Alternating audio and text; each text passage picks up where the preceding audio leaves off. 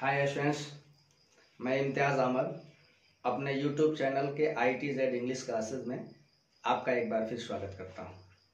आज मैं इस पीरियड में आप लोगों को वर्ब के बारे में कुछ बेसिक बातें बतलाऊंगा। यहाँ आप मेरे साथ वर्ब का डिफिनीशन, उसका स्वरूप, उसके बारे में गहराई से जानकारी लेंगे।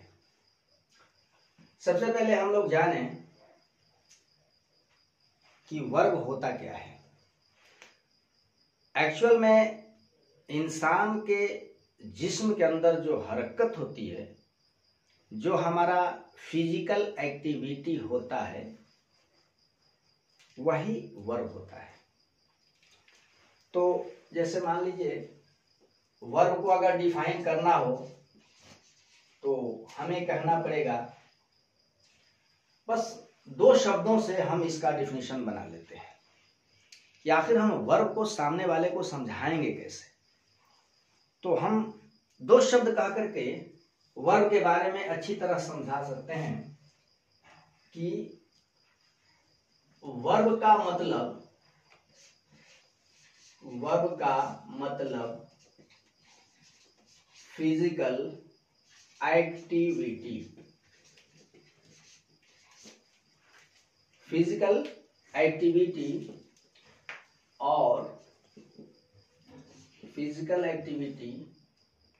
और एक्शन। मैं समझ रहा हूं कि ये 2 शब्द जो हैं वर्ब को डिफाइन करने के लिए पर्याप्त हैं, काफी हैं। एक्टिविटी का मतलब होता है क्रियाकलाप, एक्शन का मतलब भी क्रियाकलाप।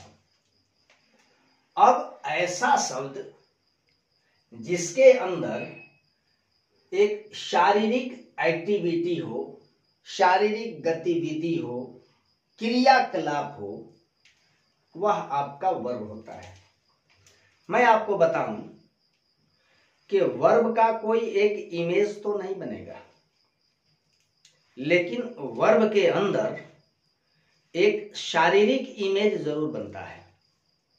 जैसे अगर मैं कहूं एग्जाम्पल के तौर पे कि टू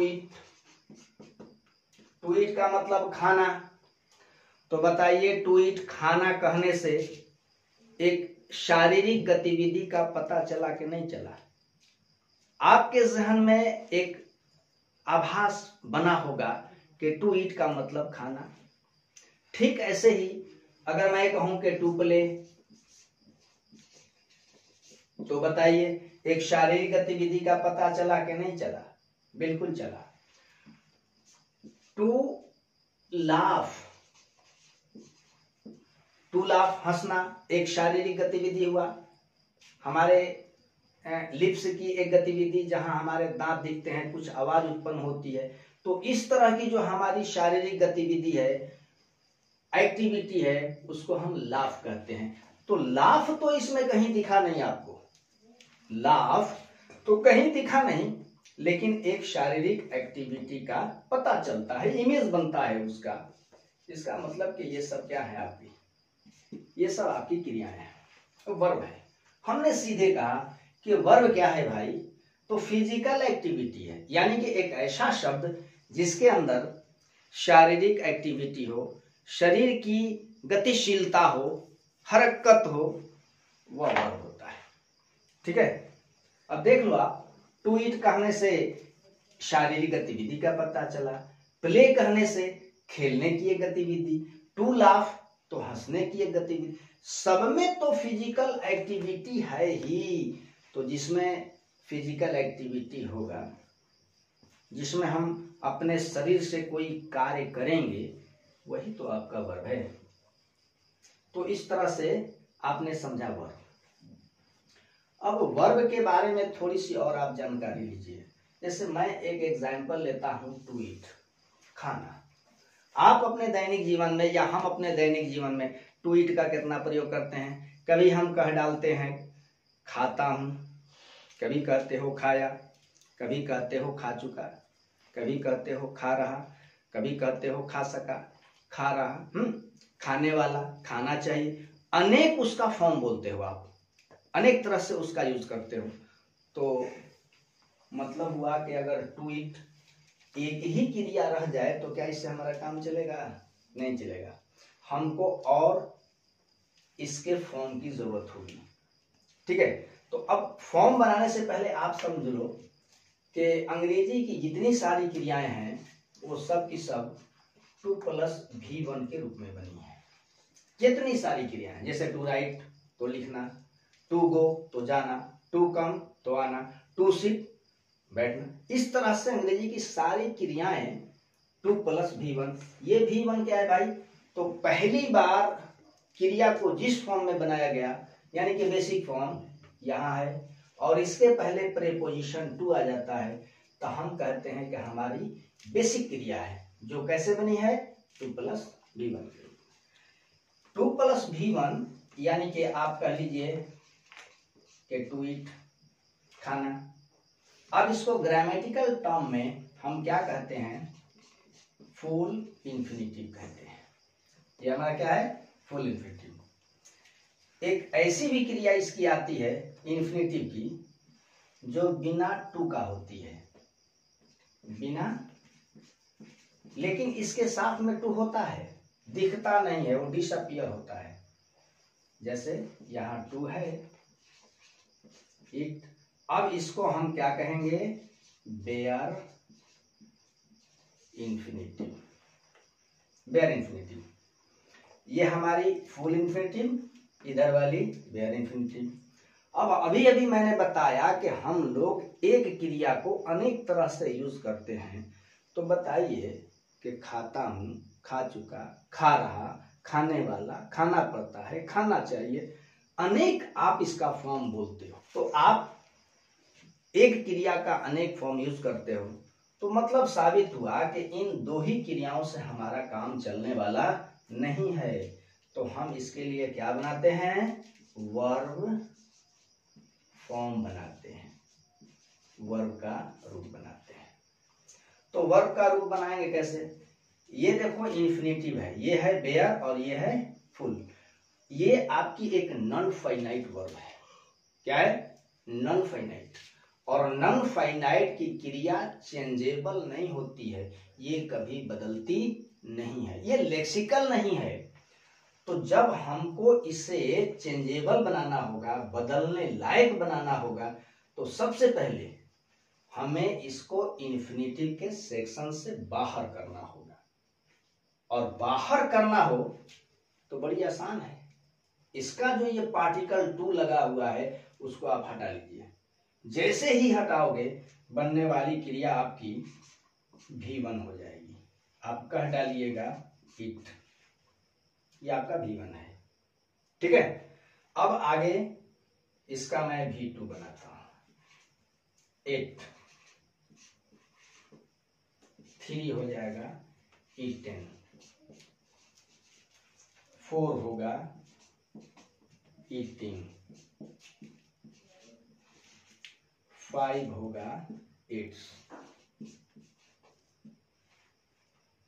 5 होगा eats। यही आपकी 5 क्रियाएं बनती हैं, जिनको हम लोग V1, V2, V3, V4, V5, इसको हम लोग वर्ब फॉर्म बोलते हैं। ठीक है, अब इसमें देखिए आप कि इन क्रियाओं से हम लोग टेंस की रचना करते हैं। आपने पढ़ा होगा कि क्रिया के बदलते हुए विभिन्न रूपों के अध्ययन को टेंस कहते हैं। तो जब हमारा टेंस बनता है तो इन क्रियाओं का एक ना एक रोल होता है। अब मैं यहां बताऊंगा कि इसमें से कौन सी क्रिया क्या रोल करती है सेंटेंस के अंदर, है ना। तो आप जान लो कि V1 जो है,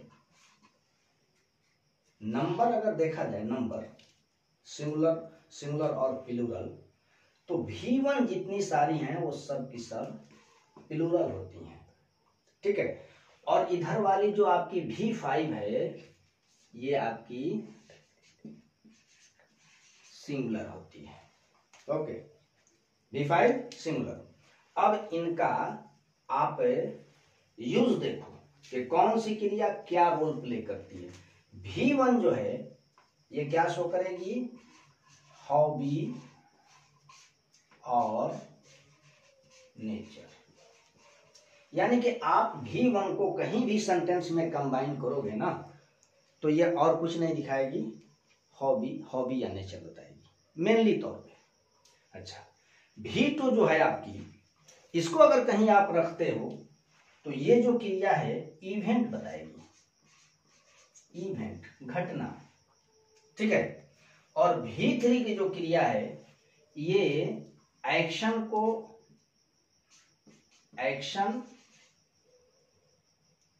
को फिनिश दिखाएगा। एक्शन क्या होगा, फिनिश। और जब एक्शन क्रिया जब फिनिश हो जाती है तो हम लोग उसको पास्ट पार्टिसिपल कहते हैं। इसकी क्रिया पूर्णतः फिनिश रहती है, समाप्त रहती है। इधर की जो क्रिया है ईटिंग V4, ये एक्शन को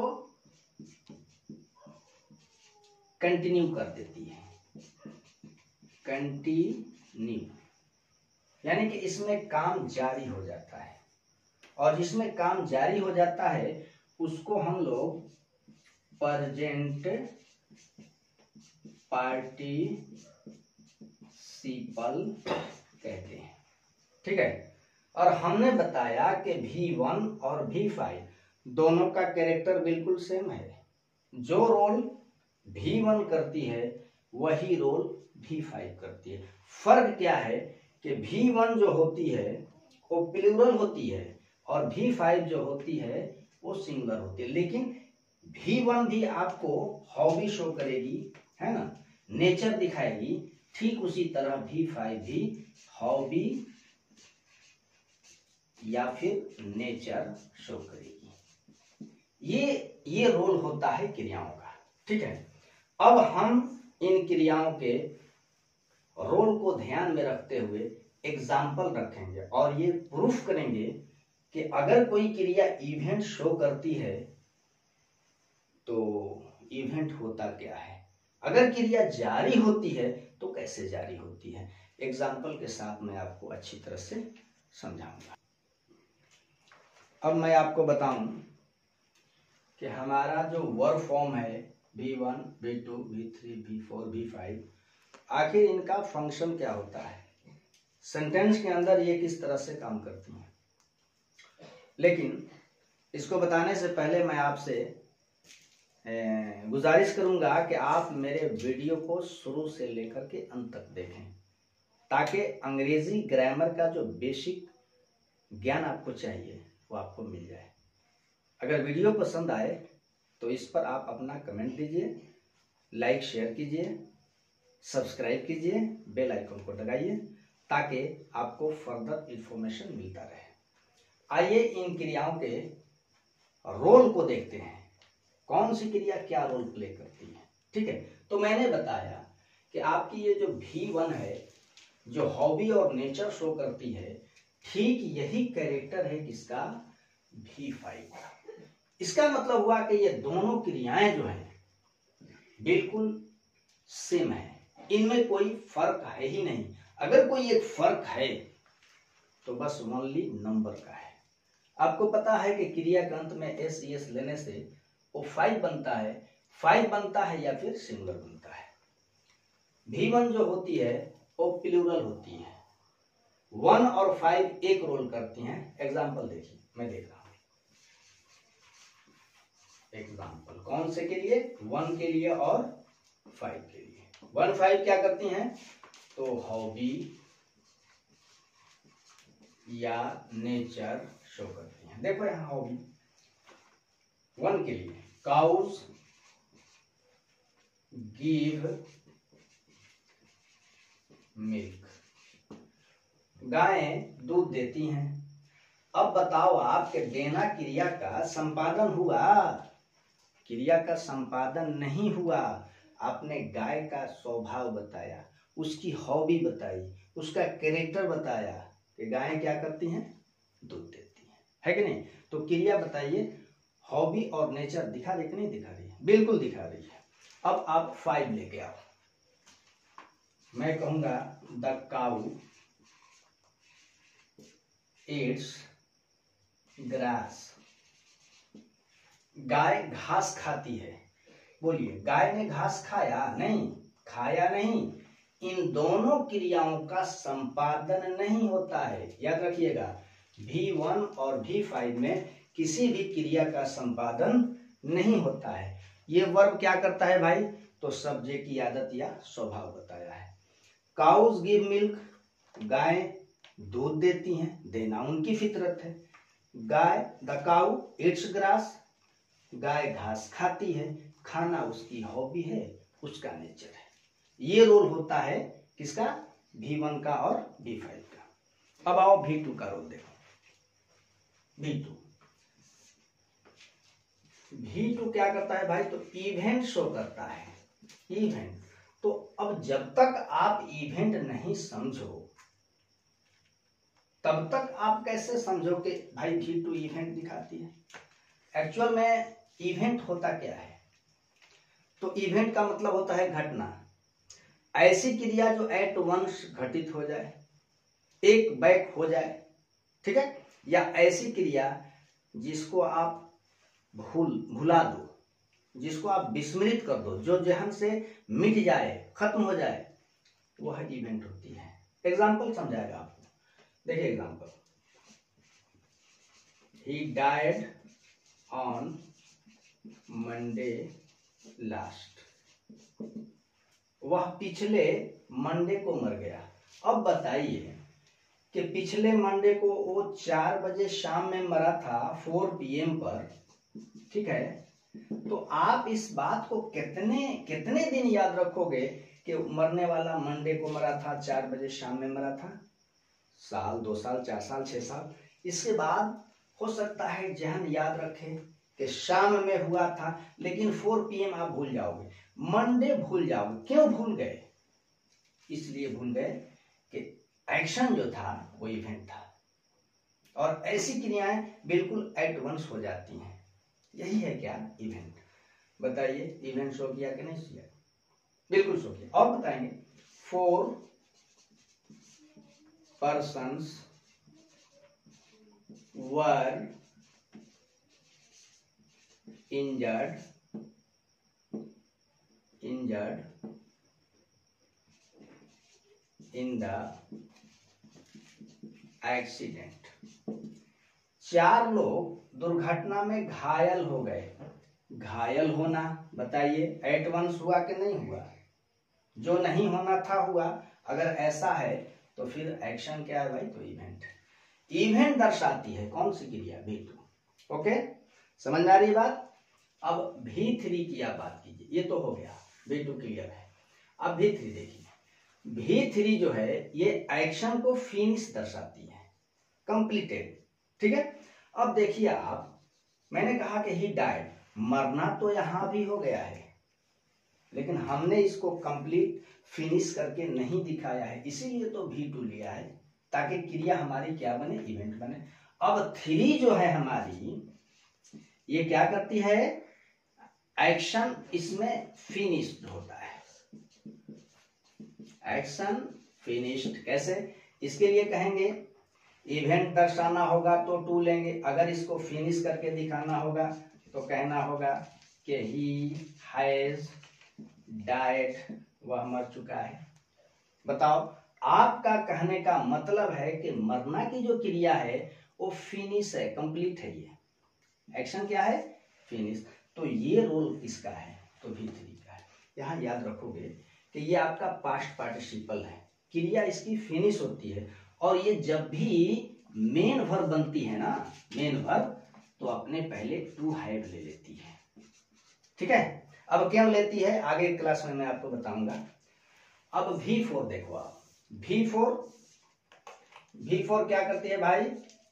क्या करती है? V4 जो है एक्शन को कंटिन्यू करती है, क्रिया को जारी दर्शाती है, मतलब बतलाती है कि काम चल रहा है। आपको कहना होगा कि वी आर लर्निंग